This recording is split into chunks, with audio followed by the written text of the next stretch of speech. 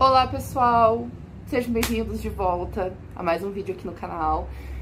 Obrigada por não terem desistido de mim, eu voltei sim, gente. Muitas coisas acontecendo ao mesmo tempo, né? Os últimos momentos nos Estados Unidos, eu queria aproveitar meu marido. Aí eu cheguei aqui, tipo, tive que, né, voltar à rotina e principalmente lidar com o vazio que fica quando a gente se despede do nosso marido, namorado, enfim. Quem tem relacionamento à distância entende o vazio que fica, gente, depois que você se separa do seu marido, namorado, enfim. É bem complicado, assim, né? Mas enfim. Graças a Deus, esse será o último ano. Então, assim, quando eu voltei dos Estados Unidos, muitas pessoas que, quando viram que eu tava aqui, me perguntaram muito: ai, por que você voltou? Você casou com um americano, você tem o direito de ficar lá, você devia ter ficado, como assim? Você separa do teu marido, você não ganhou green card, umas coisas assim, tá? E eu percebi que não é todo mundo que entende. A gente entende porque a gente tá aqui vivendo, né? Mas as pessoas, no geral, elas não sabem como funciona um processo de imigração por base no casamento. E é isso que eu vim aqui hoje explicar para vocês como que é esse processo, só para dar uma visão geral, né? Lembrando que eu não sou advogada de imigração, eu não faço assessoria, nada. Eu só tô compartilhando aqui para vocês os meus estudos, a minha experiência. Anyway, vamos começar então. Para você morar nos Estados Unidos legalmente, você precisa ter aquele documento super famoso que é o Green Card, tá? Ele é o visto de residente permanente. Então é um documento que ele te dá o direito de viver nos Estados Unidos, de você trabalhar, você tem os mesmos direitos e deveres que um cidadão americano, com exceção que você não vota. Mas você pode ter uma vida normal nos Estados Unidos. E casar com um americano não te dá automaticamente o direito a ter esse documento, a ter esse direito de residir no país. Existem duas formas de você obter o Green Card, né? Uma delas é aplicando para o ajuste de status, que você aplica para o Green Card quando você mora nos Estados Unidos, ou você faz o processo consular. Você mora no Brasil e você vai sair do Brasil para ir morar nos Estados Unidos. Assim, não é qualquer visto que te permite participar do ajuste de status. Por exemplo, um visto de turismo, você em tese não pode participar de um ajuste de status, porque é um visto de turismo para você turistar, né? Então, assim, você precisa ter um visto especial para poder aplicar para esse processo do Green Card, beleza? Nesse caso, com base na relação com o americano, o visto seria o visto K1, que é o visto de noiva, desculpa. É um visto de não imigrante, porque quando você passa pela imigração, você tem que ajustar teu status. Então, você não chega nos Estados Unidos com a tua documentação pronta. Você precisa aplicar para esse visto, esperar no Brasil, você entra nos Estados Unidos, você casa com o teu noivo e você aplica para ajuste de status, porque quando você passou pela imigração, eles sabem que você vai participar desse processo, entendeu? É um visto para isso. E daí você espera o teu Green Card nos Estados Unidos, dentro com o teu marido ali. Durante esse período que você tá esperando o teu Green Card chegar, a tua entrevista e tudo mais, você não pode trabalhar, você não pode estudar. Dependendo do estado, você não consegue carteira de motorista. Então, assim, é um processo, assim, que né, te limita muito, tá? Te limita muito, mas é uma opção. E ele ficou muito famoso por causa dos 90 dias pra casar lá, né? Eu tô falando aqui, gente, é coisa, assim, legalmente, na lei, tá? É claro que tem gente que trabalha por baixo dos panos, tem gente que faz tudo ao contrário, mas, assim, se te pegam, né? Então, assim, né, vamos falar sobre fazer a coisa certa. Agora, o visto de esposa é um visto de imigrante. Você tem que ser uma pessoa casada para aplicar. E quando eu digo casada, não é união estável. Nos Estados Unidos nem existe união estável. É tipo, você tem que ser legalmente casado. Você vai passar o processo no Brasil, vai na entrevista no consulado do Rio de Janeiro, igual do K1. Só que quando você passa na imigração, eles identificam que você entrou, você paga a taxa do Green Card e o Green Card chega na tua casa. Ele é um visto que não precisa ajustar o status. Maravilhoso, né? É assim, você me pergunta, qual que é o melhor para aplicar? Depende muito, entendeu? Depende das suas prioridades, depende do que você considera importante para você ou não. Por exemplo, antes da pandemia, o K1, eu acredito que era melhor porque ele era um visto processado muito mais rápido. Era assim, em 5, 6 meses você tava com o teu visto na mão, você ia para os Estados Unidos e o ajuste de status durava, sei lá, 3, 4 meses, entendeu? Então era um processo relativamente rápido, se comparado com hoje. Aí durante a pandemia, com o consulado fechado, eles não foram realizando entrevista e também não fechou a agenda. Então você continuava aplicando pro visto e encavalou muita coisa. Assim, não é só o visto de noiva que tá encavalado tudo, é o visto de turismo, tá o caos, assim, né? Então, assim, antes ele tinha essa vantagem que era mais rápido. Então, assim, as pessoas optavam por ele por causa disso, que ele acabava com a distância muito mais rápido. E o visto de esposa, óbvio, ele demorava mais, mas enfim. Óbvio que se eu tivesse a oportunidade de ir mais rápido, eu iria mais rápido também.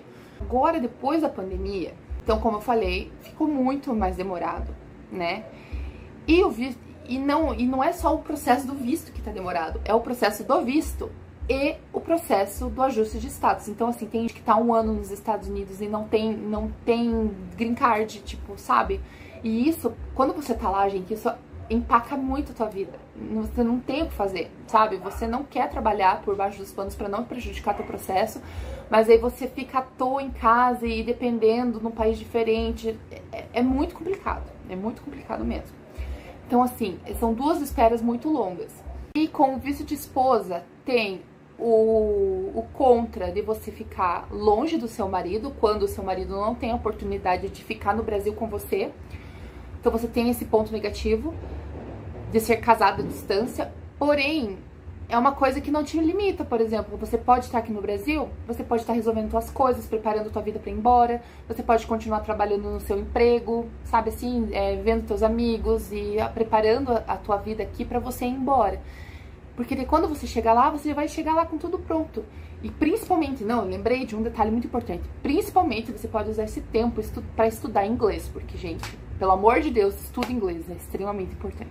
É uma espera que não é igual a espera nos Estados Unidos. Tudo bem que você vai estar nos Estados Unidos esperando com o teu marido. Só que você tem que lembrar que teu marido, ele vai estar trabalhando 10 horas por dia. Tipo, você vai ficar sozinho o tempo todo, entendeu? E você estando no Brasil, você tá ali com a tua família, você tá trabalhando, você tá ocupando a tua mente, né? Tem a distância, mas assim, que nem a gente já tá no relacionamento de distância, é só mais um pouco de distância. Então, não é triste, óbvio que é muito triste, mas você entendeu? Você já vive aquilo, já é uma coisa que faz parte da tua realidade. Lembrando que, gente, o objetivo final desses processos, ele não é te dar um visto. O objetivo final desse processo é te dar um green card. Então, assim, o processo do CR1, em média, ele tá levando 1 ano ali, 1 ano, 1 ano e 2 meses, dependendo. Tem gente que eu já vi que conseguiu em 8 meses. Então, assim, ele tá mais rápido e você vai ter o green card mais rápido, entendeu? E o visto K1, ele tá demorando ali 1 ano e 2 meses só para você ser aprovado na primeira fase do processo, tá? Quais são as fases do processo, tá? O K1 e o CR1, eles têm as mesmas fases, tá? Ele tem a fase USCIS, que você manda a sua petição para esse órgão, que é o que dirige a imigração. Aí, seu processo passou dessa fase, que essa é a fase mais demorada, tá? Então, seu processo foi aprovado nessa fase, que é a fase que demora muito no K1, no CR1 demora mais, tá demorando 8 meses, tá? Essa primeira fase do ISS. Vai pra segunda fase, que é a fase do NVC. Eu não sei como funciona direito a fase do NVC pro K1, mas o CR1 a gente tem que mandar documentos nessa fase também, né? Que é os documentos que você levaria na entrevista, você tem que mandar pro NVC esses documentos, tá? E pro CR1 é o NVC que dá a tua data de entrevista, não é você que marca igual no K1, entendeu? Aí temos a entrevista e vamos pros Estados Unidos. Falando sobre valores, tá? O CR1, ele acaba saindo mais barato. Então, assim, a gente tem uma taxa ali por volta dos $500, que é a mesma taxa que a gente paga, né? Tipo, é um preço meio parecido com a taxa do K1. Daí, na etapa do NVC, tanto no K1 quanto no CR1, a gente tem que fazer o DS lá, né? O DS do K1, ele é um pouquinho mais barato que o DS do CR1, que é um pouquinho mais caro. E no VCR1 a gente paga uma taxa pro formulário do suporte financeiro. Então ele dá uns $400 a taxa do NVC. Uns 400 e pouco ali, tá? E no K1 você só paga ali a taxa do DES, que eu não sei, gente, eu não sei o valor. E você fez a tua entrevista e quando você chega nos Estados Unidos com o CR1, você tem que pagar uma taxa de $220 para a emissão do seu green card, tá? E no K1 você tem que pagar 1.000 e pouco lá, que é o ajuste de status. Então, no final, sai mais barato. Agora sim, por que eu escolhi o CR1? Pelos motivos que eu falei anteriormente, né? Foi por ser mais rápido e por eu não precisar ficar sem fazer nada quando eu chegar lá e fazer o ajuste de status, porque eu tava, assim, muito aflita com essa questão de ficar sem saber, né, quanto tempo ia durar o meu ajuste de status. E pelo menos esse tempo de espera eu fico aqui no Brasil com a minha família. Eu tenho empresa, então assim, eu resolvo as coisas da minha empresa para fechar a empresa. Que mais? Eu fico no meu trabalho, que eu gosto muito do trabalho que eu tenho. Então, assim, eu fico ocupando a minha mente. Tipo, eu tenho visto de turismo agora também. Então, tipo, eu tenho essa liberdade de ir lá visitar o meu marido, entendeu? Então, não fica só restrito a ele vir me ver. Então, a gente tem essa flexibilidade maior que muitas meninas não têm, infelizmente, por não ter um visto de turismo, né? Então, assim, muitas pessoas decidem aplicar pelo K1 porque não, assim, o motivo principal que eu vejo que as pessoas não querem aplicar pro visto de esposa é ter um tempo pra casar. Tipo, as pessoas não querem casar e ficar longe do marido, as pessoas querem casar e ficar com o marido, então elas optam por esse visto. Agora, umas dicas adicionais pra vocês, e eu acredito que vale pra ambos os casos, tá? Ambos os vistos, dependente do qual você decidir aplicar. Primeiro deles, fuja de advogados. Eles não sabem o que estão fazendo. A gente vê cada cagada, desculpa a palavra, gente, mas a gente vê cada que eles fazem no processo da galera que é de dar dó, sério. Então, assim, se você não conhece um advogado muito, sei lá, muito pica, assim, que realmente você confia, eu recomendo muito mais você fazer com uma assessoria, porque geralmente quem faz assessoria são pessoas que passaram pelo processo, então eles sabem qual documento você vai precisar, eles sabem montar o teu processo, eles sabem trabalhar o teu caso para ficar bem apresentável ali para a imigração, entendeu? Segunda dica, americanos, eles não entendem os processos de imigração para o país deles, tá? E isso faz total sentido, porque se alguém me para na rua e pergunta como que eu faço para legalizar um estrangeiro no Brasil, eu não sei. Como que faz para ter um visto de estudante pro Brasil, eu não sei, entendeu? Então faz sentido que eles também não saibam. E essas pesquisas sobre o visto vai partir muito de você, beleza? Então, assim, eles não sabem, eles não têm essa criatividade, essa malemolência, não sei, do brasileiro da gente se virar. Então eles não sabem. Então vai partir muito de você fazer essas pesquisas. Então espero que esse vídeo te ajude de certa forma. Então, assim, pesquisa, mostra pra ele, inclua, tem muitos grupos gringos sobre o processo, então inclua ele nos grupos e vai mostrando as coisas pra ele, assim, né? Porque, assim, eles não sabem fazer. E você vai ter que ajudar ele a fazer essas decisões. Agora, essa é mais para quem vai aplicar para o CR1. Se você decidir aplicar para o CR1, fuja dos cartórios brasileiros, não case em cartório brasileiro, porque é uma dor de cabeça, eles exigem muitos documentos do estrangeiro, assim, umas coisas até que nem o próprio estrangeiro sabe que documento que eles estão exigindo. Então, assim, é muito burocrático, não é todo cartório que está preparado a casar um estrangeiro no Brasil. É caro, sabe assim? Então, assim, eu não recomendo você casar com o estrangeiro no Brasil, né? O que todo mundo tá fazendo, que eu vejo e que tá dando certo, é casar online pelo estado de Utah, que eles têm um casamento via Zoom.